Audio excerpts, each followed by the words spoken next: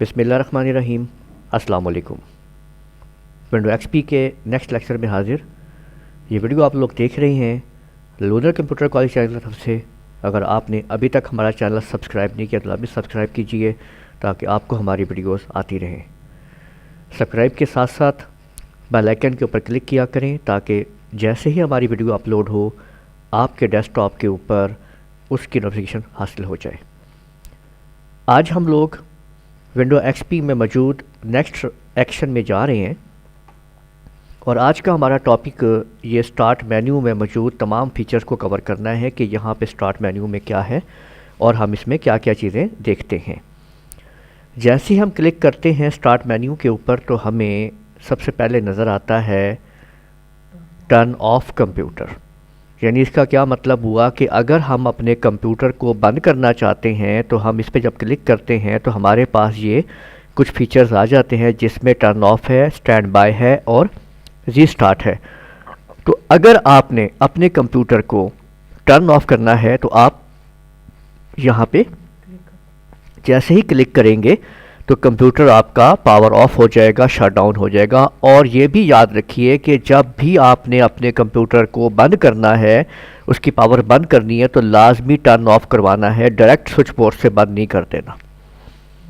ये चीज़ याद रखिएगा कि आपने जब भी अपने कंप्यूटर को बंद करना है तो इसी ऑप्शन पे आके आपने यहाँ पे टर्न ऑफ करना है। पावर ऑफ या टर्न ऑफ करने के लिए आप Alt F4 का बटन भी प्रेस कर सकते हैं।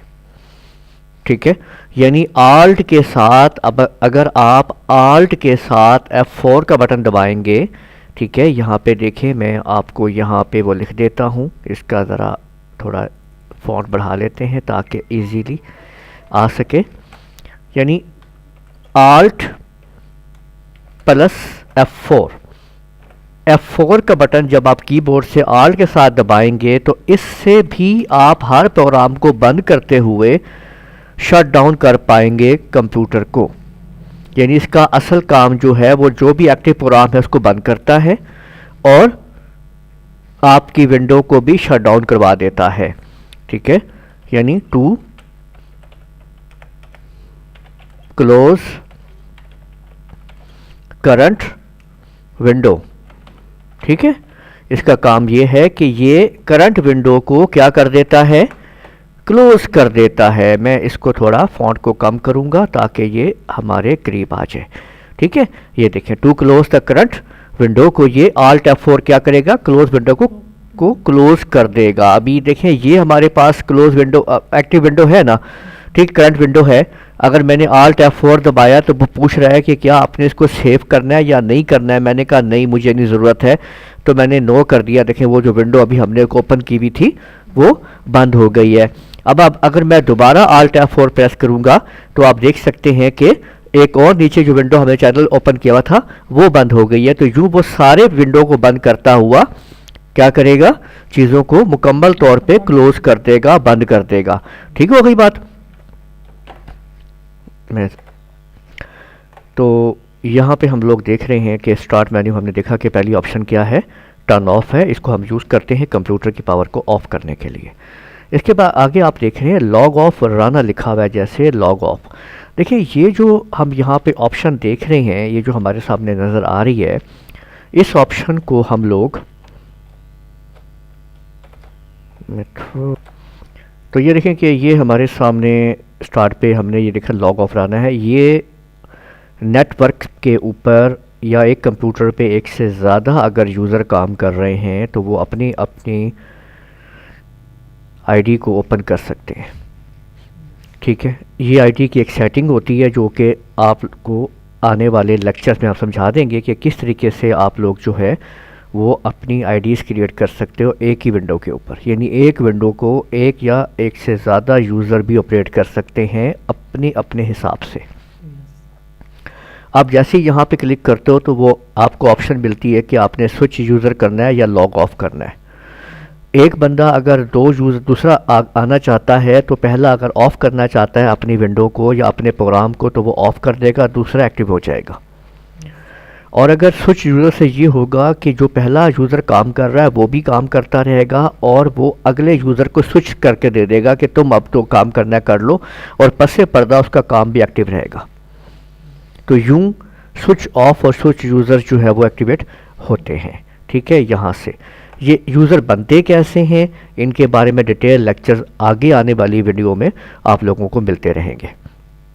हमारे चैनल के साथ अभी सब्सक्राइब कीजिए और टच रहिए ताकि आप लोगों को आने वाली तमाम वीडियो आप विंडो एक्सपी की देखें डिटेल के साथ। इसके अंदर मुकम्मल तौर के ऊपर आप सीख पाएंगे विंडो एक्सपी का इस्तेमाल और उसकी ऑपरेटिंग।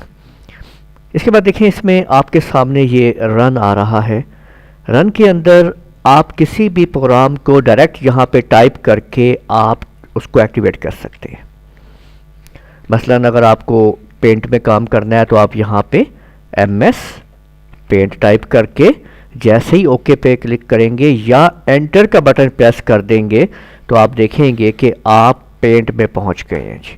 तो आपने देखा कि जिस तरीके से आप जो भी इधर रन में लिखेंगे आप उस पे आप डायरेक्ट वहाँ पे उस जगह पे पहुँच पाएंगे जो कंप्यूटर में आपका वो प्रोग्राम अवेलेबल होगा उस पे टाइप। अगर आप कोई स्पेलिंग मिस्टेक कर देंगे तब नहीं जाएगा, और अगर वो प्रोग्राम आपके कंप्यूटर में नहीं होगा तब नहीं ओपन करेगा। ठीक हो गई बात। कुछ प्रोग्राम तो ऐसे होते हैं जो कंप्यूटर डायरेक्ट ओपन कर देता है, कुछ ऐसे होते हैं जिनके आप बेसिक स्पेलिंग भी सही लिख रहे होते हैं लेकिन कंप्यूटर को रास्ता नहीं पता होता कि वो कहाँ से ओपन करना है, तो फिर आप लोग इस ब्राउज के बटन को इस्तेमाल करते हैं। तो ब्राउजिंग का बटन इस्तेमाल करते हुए आप लोग उस कंप्यूटर को वहाँ पहुँचाते हैं जहाँ से उस प्रोग्राम को आपने ओपन करना होता है। आपको कोई प्रोग्राम ओपन करना है वहाँ पे ले जाएं कंप्यूटर को और वो ड्राइव बताएं तो कंप्यूटर वहाँ से उस प्रोग्राम को एक्टिवेट कर देगा। तो यूं ये रन कमांड काम करती है। इसके बाद आपके सामने क्या है, बिल्कुल help and support. Help and support की मदद से आप विंडो की हेल्प और सपोर्ट ले सकते हैं। हेल्प जो है ना वो तो आपको इसके अंदर मौजूद जो पहले से लिख दी गई है हेल्प इसमें मौजूद है विंडो के प्रोग्राम के अंदर, वो इस्तेमाल होती है। यानी जैसे ही आप यहाँ पे क्लिक करते हैं तो थोड़ी देर बाद हेल्प का फीचर जो आपके सामने आ जाता है कि आप उसमें से आपने कौन कौन सी आप हेल्प जो है आप इस्तेमाल करना चाहते हैं। जबकि सपोर्ट जो है वो तब आती है जब आप विंडो ओरिजिनल इस्तेमाल कर रहे होते हैं। तो ऑनलाइन आपको सपोर्ट मिलती रहती है माइक्रोसॉफ्ट की तरफ से।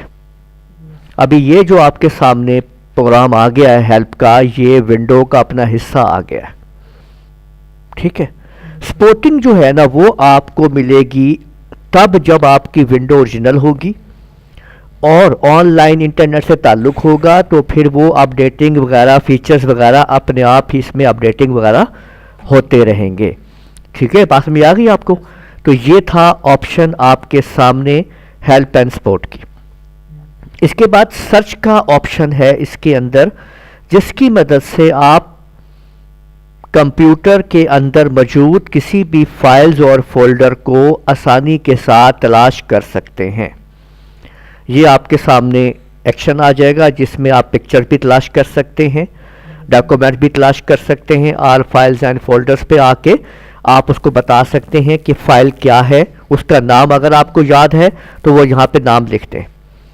अगर आपको नाम नहीं याद है, ये याद है कि उस फाइल में आपने टेक्स्ट क्या लिखा था, कोई लाइन क्या लिखी थी, वो अगर याद है यहाँ पे लिख दें। ठीक है, और अगर आप ये देखना चाहते हैं कि कंप्यूटर इस जगह से उसको तलाश कर, यानी कौन सी ड्राइव से तलाश कर, तो यहाँ पे वो ड्राइव आप मेंशन कर सकते हैं। तो बेहतर है कि आप एक ही जगह पे तमाम ड्राइव्स को मेंशन करवा लें। तो आप इधर जो भी कुछ लिखेंगे उस नाम से, मसलन फ़र्ज़ करें मैं यहाँ पे अगर लूनर तलाश करना चाहता हूँ कि कोई ऐसी फ़ाइल जिसके नाम में लूनर आता हो, तो मैंने जैसे ही सर्च के ऊपर क्लिक किया तो यहाँ पे देखें लूनर कंप्यूटर या लूनर कॉलेज, लूनर मेन, तो ये मुख्तलिफ जो हैं आपके सामने इतनी सारी फ़ाइलें जो कंप्यूटर ओपन किए जा रहा है, ये सारी लूनर की आपके सामने आ चुकी हैं और अभी वो सर्च कर रहा है और देखें आती जा रही हैं, आती जा रही हैं, आती जा रही हैं। ये वो फाइलें हैं जिनमें लूनर लिखा हुआ मौजूद है उनके नाम के अंदर। तो यूँ आप इसको स्टॉप कर सकते हैं, इसको बैक कर दीजिए।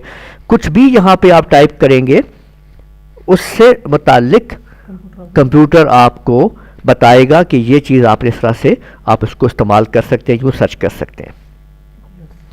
सर्च की मज़ीद कैटेगरीज को यूज़ करने के लिए कि किस तरह से हम यहाँ पे क्या क्या टाइप कर सकते हैं, फ़ाइलों के नाम कैसे सर्च कर सकते हैं, डिटेल में आपको इसका एक और लेक्चर दिया जाएगा इसी सीरीज़ के अंदर विंडो की। आप इसको लाजमी देखते जाइए ताकि आप लोगों को मिलते रहें तमाम के तमाम लेक्चर। इस लेक्चर में आप लोग जस्ट स्टार्ट मेन्यू के अंदर तमाम फीचर्स को समझ रहे हैं और उनको देख रहे हैं कि वो क्या है और कैसे काम करते हैं। सर्च के बाद आपके सामने आ जाता है सेटिंग्स। सेटिंग के अंदर मौजूद है task bar and start menu, जिसको हम डिटेल से पढ़ चुके हैं। ये देखें, ये डिटेल से हम इसको पहले हमने डिटेल से पढ़ लिया है स्टार्ट टास्क बार की प्रॉपर्टी के अंदर रहते हुए। ठीक है, आपने अगर इस चैनल को मुकम्मल तौर पर सब्सक्राइब किया हुआ है और हमारी वीडियो देखते हुए आ रहे हैं फिर तो आपको ये पता होगा कि आपने इसको देखा हुआ है। अगर नहीं तो इस वीडियो की डिस्क्रिप्शन के अंदर हमारी टास्क बार के फीचर्स, उनके लेक्चर्स की वीडियो के नोटिफिकेशन मौजूद हैं, उनके लिंक मौजूद हैं, आप वहाँ से देख लीजिएगा और हमारे चैनल में से आप उसको एक्टिवेट कर सकते हैं task bar lecture lunar computer college में से। तो यहाँ पे आपने देखा कि इस तरीके से आप इसको इस्तेमाल कर सकते हैं। ठीक है, ये प्रिंटर है जी। अगर आप अपने कंप्यूटर के अंदर प्रिंटर और फैक्स ऐड करना चाहते हैं तो आप यहाँ पे आके ऐड प्रिंटर वगैरह आप करेंगे। जो प्रिंटर आपका कंप्यूटर से अटैच होगा उसको यहाँ पे इसको पता होना चाहिए कि ये फलाना प्रिंटर ऐड है। ठीक है, ये आपको प्रिंटर ऐड करवाएगा। और यहाँ पे आप अपने नेटवर्क की सेटिंग देख सकते हैं कि आपका नेटवर्क जो है उसमें इंटरनेट चल रहा है, एक्टिव है, जो भी है कनेक्शन के बारे में सारी मालूमात आपको मिलेगी यहाँ पे। और इसके अंदर मौजूद है कंट्रोल पैनल। ठीक है, इस कंट्रोल पैनल को डिटेल के साथ आपको नेक्स्ट लेक्चर से बताया जाएगा। इसमें आप सब ये देख रहे हैं कि स्टार्ट मेन्यू के अंदर आप सेटिंग में आप कंट्रोल पैनल के अंदर जा सकते हैं। कंट्रोल पैनल के ये फीचर्स क्या काम कर सकते हैं इनके ऊपर आप लोगों को नेक्स्ट लेक्चर में तफसील से बताया जाएगा। लेकिन इसके बाद आप देख रहे हैं ये आपको पता था डॉक्यूमेंट, जिसके बारे में आपको बताया गया था कि जो फाइलें आप विंडो के अंदर ओपन करते रहते हैं वो यहाँ पे आती रहती हैं, या आपकी माई डॉक्यूमेंट और माई पिक्चर्स में जो फाइलें स्टोर करती हैं वो यहाँ से भी आप एक्सेस कर सकते हैं। और ये जो आप देख रहे हो कि ये यहाँ पे जो पैनल ओपन हो गया है ये भी हमने एक्सपेंड किया था, आपको याद होगा अपने पुराने लेक्चर्स के अंदर टास्क बार के अंदर हमने इसको एक्सपेंड किया था, तब ये एक्सपेंड होके सामने आ रहा है। ठीक है, तो ये वो जगह है विंडोज के अंदर मौजूद आपके टास्क स्टार्ट मेन्यू के अंदर डॉक्यूमेंट्स, जिनमें ये जो आपको फाइलें नज़र आ रही हैं ये वो लास्ट एक्सेस फाइलें हैं। हम इन्हें यहाँ से ख़त्म करते थे प्रॉपर्टी में आके स्टार्ट मेन्यू और कस्टमाइज, और ये हमने क्लियर कर दिया, ये देखें। ठीक है, और ये देखें कि हमने माई डॉक्यूमेंट को एक्सपेंड किया हुआ था और माई पिक्चर को एक्सपेंड किया, हमने इसको भी बंद करवा दिया है। आप देख लीजिए। तो अभी मैं आपको दिखाता हूँ कि वहाँ पे वो डायरेक्ट वहाँ से ओपन नहीं अप करेगा। और ये देखिए कि ये आपके सामने ये भी खाली हो गया है और यहाँ से आगे फाइलें ओपन नहीं हो रही हैं। जब तक हम इसके ऊपर क्लिक नहीं करेंगे ये हमारा फोल्डर ओपन नहीं होगा। अब हमने इसको ओपन कर दिया है तो इस तरह से हम इसको ओपन कर रहे हैं जी। आखिर के अंदर इसमें मौजूद प्रोग्राम्स, और प्रोग्राम के अंदर वो तमाम के तमाम प्रोग्राम की लिस्ट होती है जो विंडो में होते हैं या जो आप कंप्यूटर में अपने सेटअप करते हैं, इंस्टॉल करते हैं, वो यहाँ पे आ जाते हैं।